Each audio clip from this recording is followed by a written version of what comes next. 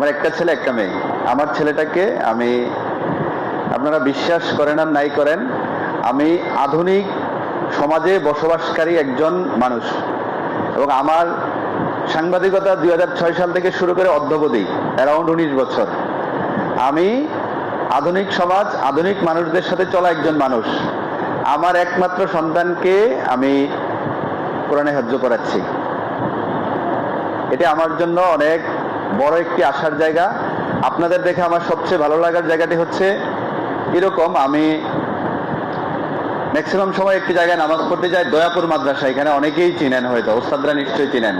আমাদের অত্র অঞ্চলের মধ্যে কওমিদের বড় একটি মাদ্রাসা দয়াপুর, সুবিশাল অট্টালিকা। এখানকার মাস্টার্স পর্যন্ত আপনাদের সর্বোচ্চ কি দাওরা হাদিস না কি বলে, দারুল হাদিস এরকম কিছু একটা, দারুল হাদিস বলে আর কি। আমি গেছিলাম, ওই ক্লাস পর্যন্ত আমার যাওয়া হয়েছে। ওই ক্লাসের পিছনের যে একটি ইন্টেরিয়রটি, মানে ওস্তাদ বসার পিছনের ইন্টেরিয়রটি কয়েকদিন আগে করা হয়েছে, এখানে আমি একটু সহযোগিতা করছিলাম, এবং শিক্ষকদের সাথে আমার একটি জায়গা যাতায়াত আছে।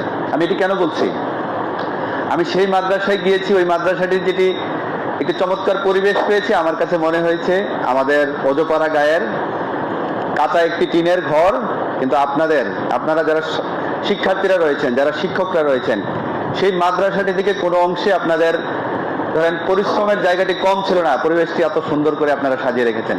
আপনাদের সবাইকে অনেক বেশি ধন্যবাদ।